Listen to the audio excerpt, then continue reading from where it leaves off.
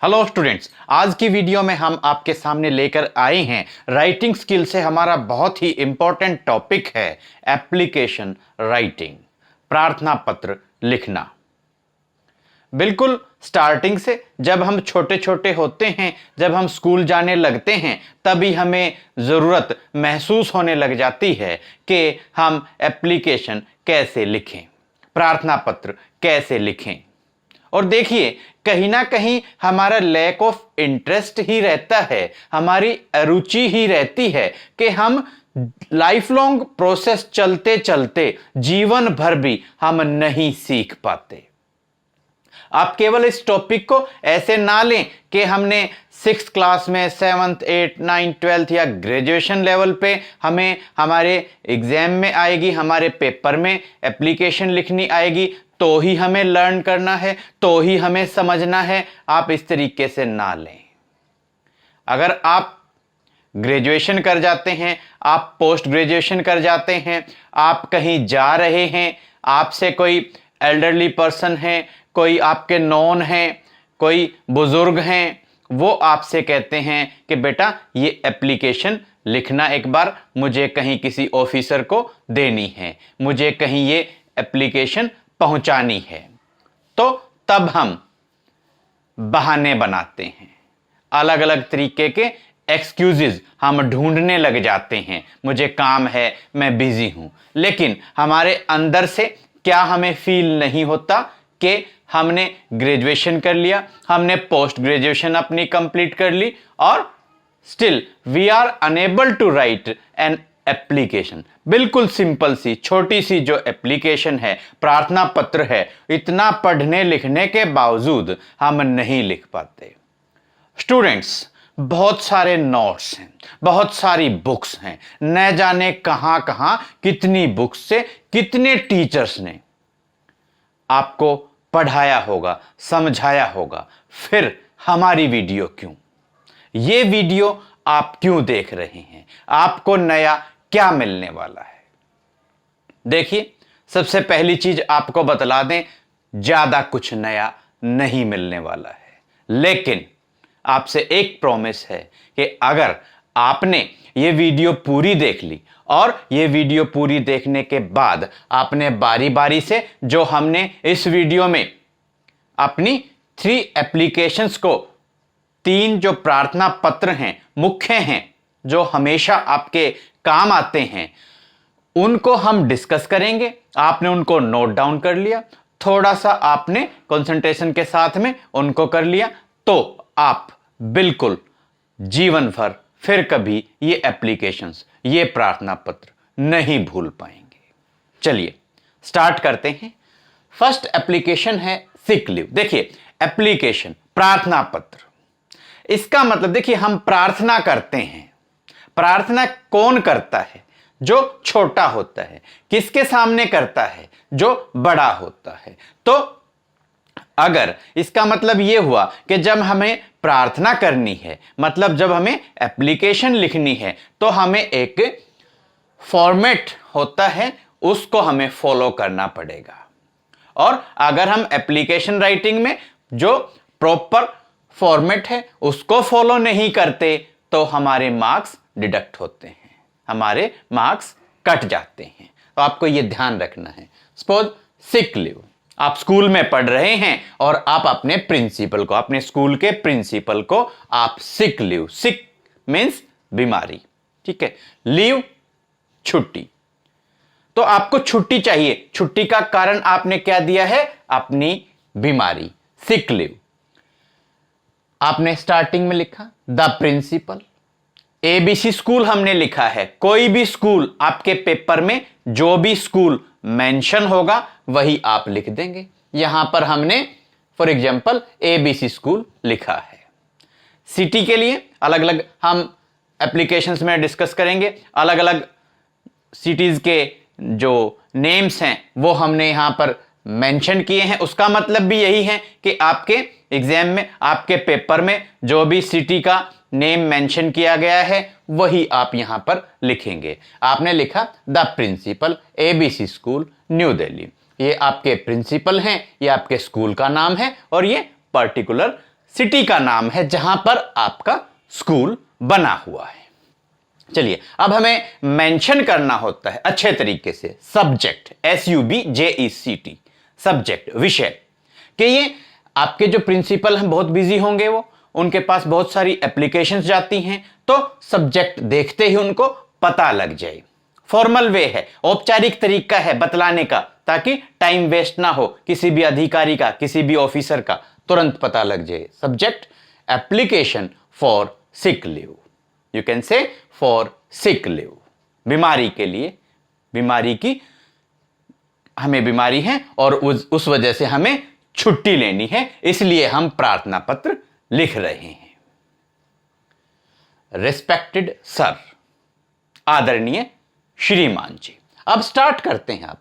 With due respect I want to say that, Hindi में आप लिखते हैं सविनय निवेदन के साथ मैं ये कहना चाहता हूं कि, सविनय निवेदन के साथ मैं ये कहना चाहता हूं कि that today I am suffering from fever, कि आज मैं बुखार से पीड़ित हूं या आज मुझे बुखार है।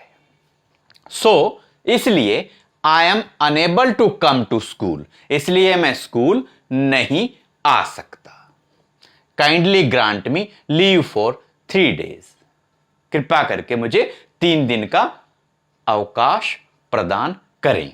आप यहां पर kindly grant me leave for 1 day भी लिख सकते हैं, 2 days भी लिख सकते हैं। किन किन दिन की आपको छुट्टी चाहिए, हमने लिखा IE मीन्स दैट इज, यानी कि फ्रॉम August 19 टू August 21, 2020, 19 अगस्त से 21 अगस्त 2020 तक हमें ये 3 दिन की छुट्टियां चाहिए। Kindly grant me leave for 3 days। Thanking you, आप लिख सकते हैं I shall be thankful to you, ऐसा भी लिख सकते हैं, थैंकिंग यू भी लिख सकते हैं। फिर आपको फॉर्मेट और फॉलो करते हुए आपको लिखना है यूअर्स सिंसियरली, यूअर्स फेथफुली, बड़े हैं आपसे, वो आपके प्रिंसिपल हैं, आपके आदरणीय हैं। यूअर्स ओबीडियंटली भी आप लिख सकते हैं, हमने लिखा यूअर्स सिंसियरली। फिर स्कूल में आपकी आइडेंटिटी क्या है वही तो आप मेंशन करेंगे, आप लिखेंगे अपना नेम, रोल नंबर, क्लास और section, name, roll number, class और सेक्शन, और लास्ट में आपने यहां पर डेट डाल दी कि किस डेट में आपने ये एप्लीकेशन लिखी है। ज्यादा कुछ नहीं है, आपने द प्रिंसिपल, अपने स्कूल का नाम, सिटी का नेम मेंशन किया, 3 लाइन में ही आ गया। उसके बाद में आपने सब्जेक्ट मेंशन कर दिया, उसके बाद में रिस्पेक्टेड सर। फॉर्मल वे है, औपचारिक तरीका है, ऐसे ही आपको लिखना पड़ेगा। फिर आपने स्टार्टिंग की, with due respect I want to say that today I am suffering from fever, सविनय निवेदन के साथ मैं ये कहना चाहता हूं या मैं ये कहना चाहती हूं कि मैं बुखार से पीड़ित हूं, मुझे बुखार है। So I am unable to come to school, unable मैं समर्थ नहीं हूं, इसलिए आज मैं स्कूल आने में, विद्यालय आने में समर्थ नहीं हूं। Kindly grant me leave for 3 days, kindly grant me leave for 1 day, जैसा भी आप लिखते हैं, और वो जिन जिन दिन की आपको छुट्टी चाहिए वो आप मेंशन कर देंगे। फिर आपके प्राचार्य, आपके प्रिंसिपल आपसे बड़े हैं, तो जब आप एंडिंग की तरफ जाते हैं, समापन की तरफ जाते हैं, तब आप या तो लिखेंगे I shall be thankful to you या थैंकिंग यू। फिर yours sincerely, name, roll number, class और सेक्शन, उसके बाद में आप ये डेट इस तरीके से मेंशन कर देंगे। यहां पर डेट में आपको कंफ्यूज होने की जरूरत नहीं है, जिस दिन का आपका पेपर होगा, जिस दिन का आपका एग्जाम होगा, वो भी डेट आप यहां पर मेंशन कर सकते हैं। बहुत ज़्यादा कोई आपको क्रैमिंग करने की ज़रूरत नहीं है, बस फॉर्मेट का आप ध्यान रख लेंगे। चलिए, नेक्स्ट हमारी एप्लीकेशन है urgent piece of work at home. घर पर ज़रूरी काम है, छुट्टी चाहिए, उसके लिए हमें प्रार्थना पत्र लिखना है। Application for urgent piece of work at home, हमने लिखा द हेडमास्टर। सपोज आपके प्रिंसिपल भी आ सकता है, हेडमास्टर भी आ सकता है, द हेड मिस्ट्रेस भी आ सकता है। द हेडमास्टर हमने यहां पर लिखा है, आप प्रिंसिपल भी लिख सकते हैं। यह हमने इसलिए थोड़ा अलग करके लिखा है ताकि आपको समझ आए कि प्रिंसिपल भी आ सकता है आपके पेपर में, द हेडमास्टर भी आ सकता है, द हेड मिस्ट्रेस भी आ सकता है। ABC स्कूल, वही स्कूल का जो भी पेपर में मेंशन होगा वही स्कूल का नाम आप मेंशन कर देंगे। सिटी का नाम भी जैसे हमने यहां पर बॉम्बे लिखा है, आप न्यू दिल्ली भी लिख सकते हैं, इस तरीके से। Subject application for urgent piece of work, घर पर जरूरी काम है, इसके लिए छुट्टी चाहिए और उसके लिए आपने एप्लीकेशन लिखी है, प्रार्थना पत्र आपने लिखा है। रिस्पेक्टेड सर, आदरणीय श्रीमान जी, वही चीज with due respect I wish to state that, I wish to state that. देखिए हमने लिखा I wish to state that. अब आप कहेंगे क्या हम ये नहीं लिख सकते I want to say that? जैसा आपको अच्छा लगे, जो बात जो लाइन आप अच्छे से लर्न कर पाए वही आप लिख सकते हैं, इसमें कोई अंतर नहीं है। बात वही है, मीनिंग वही है, अर्थ वही है कि सभी ने निवेदन के साथ मैं ये कहना चाहता हूं कि with due respect I wish to state that भी लिख सकते हैं, with due respect I want to say that भी लिख सकते हैं, कोई डिफरेंस नहीं है। Today I have an urgent piece of work. Today I have an urgent piece, P-I-E-C-E, piece of work at home. So I am unable to come to school. अब मैं school नहीं आ सकता। क्यों नहीं आ सकता? क्योंकि मुझे घर पर जरूरी काम है। Therefore, you are requested to grant me leave for 1 day. That is on August 22, 2020. 22 अगस्त 2020 को मुझे छुट्टी चाहिए और कृपा करके आप मुझे एक दिन की छुट्टी, एक दिन का अवकाश प्रदान करने की कृपा करें। फिर वही I shall be thankful to you ऐसे भी लिख सकते हैं और आप लिख सकते हैं thanking you, जैसा आपको अच्छा लगे। उसके बाद वही यूअर्स सिंसियरली भी लिख सकते हैं, यूअर्स ओबीडियंटली भी लिख सकते हैं, यूअर्स फेथफुली भी लिख सकते हैं। फिर वही अपनी आइडेंटिटी आप मेंशन कर देंगे, नेम, रोल नंबर, क्लास और सेक्शन, और इसी तरीके से आप डेट यहां पर लिख देंगे।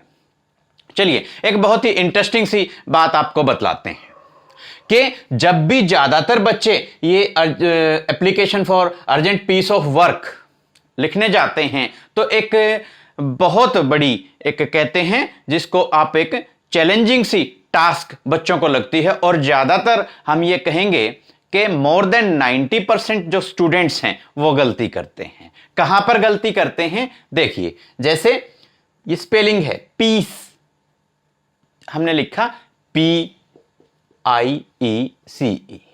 Piece, urgent piece of work at home. Piece of work at home हम कहते हैं काम का एक भाग या काम का एक टुकड़ा, काम का एक अंश, आप कह सकते हैं एक टास्क है, उस वजह से मैं स्कूल नहीं आ सकता। और बच्चे स्पेलिंग ज्यादातर लिख देते हैं PEACE। ये पीस जो होता है ये होता है शांति। तो आपको ये वाला ध्यान रखना है, आपको कंफ्यूज नहीं होना है कि अर्जेंट पीस ऑफ वर्क में क्या स्पेलिंग आएगी, PIECE। यही एक बहुत बड़ी गलती होती है जो स्टूडेंट्स बार बार रिपीट करते हैं, समझाने के बाद भी सही तरीके से नहीं कर पाते।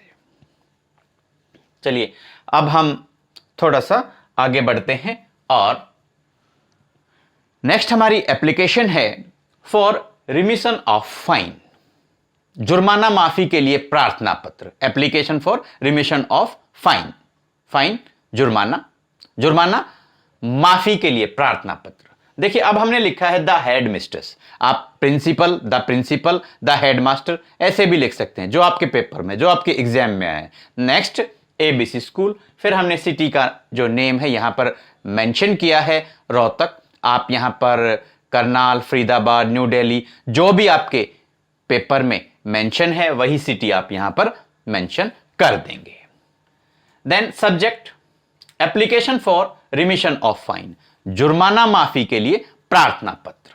रिस्पेक्टेड मैम, रिस्पेक्टेड मैम, आदरणीय ma'am, with due respect I would like to say that सविनय निवेदन के साथ मैं ये कहना चाहता हूं कि that I am a student of 10th class of your school. देखिए आपने यहां पर बतलाया है, बतलाना पड़ेगा कि मैं आपके स्कूल की 10वीं कक्षा का छात्र हूं या छात्रा हूं। और English teacher gave us a test on Monday. हमारे इंग्लिश के टीचर, यहां पर आपको क्रैमिंग नहीं करनी है, यहां पर आप SST teacher, mathematics teacher, science teacher, जो भी आपको अच्छा लगे वो आप टीचर मेंशन कर सकते हैं। Gave us a test on Monday. Monday को हमारे इंग्लिश टीचर ने एक टेस्ट हमें दिया था, यानी कि उन्होंने हमारा एक टेस्ट मंडे को, सोमवार को लिया था। I couldn't take the test. मैं वो टेस्ट नहीं दे पाया because I was suffering from fever on that day, क्योंकि उस दिन मुझे बहुत बुखार था, उस दिन मुझे बुखार था, इसलिए मैं वो टेस्ट नहीं दे पाया। The teacher imposed, so you can say, so the teacher imposed a fine of ₹50 on me. इसलिए हमारे जो इंग्लिश टीचर हैं उन्होंने मेरे ऊपर 50 रुपए जुर्माना इंपोज कर दिया, 50 रुपीज जुर्माना मेरे ऊपर लगा दिया। अब आपको अपने आप को जस्टिफाई करना है, ऐसे काम नहीं चलता। देखिए हम एक मूवी देखते हैं, हम एक फिल्म देखते हैं, उसमें जब तक सीक्वेंस है आपका इंटरेस्ट बना रहेगा, और जैसे ही सीक्वेंस आपकी ब्रेकअप हो जाती है आपका इंटरेस्ट आप लूज कर देते हैं। उसी तरीके से आपको सिलसिलेवार सिस्टेमेटिक वे से आपको बतलाना है कि जुर्माना हुआ, जुर्माना क्यों हुआ, टीचर ने टेस्ट लिया था, मैं टेस्ट नहीं दे पाया, और टेस्ट नहीं दे पाया आपने रीजन दिया, आपने कारण दिया क्यों नहीं दे पाया।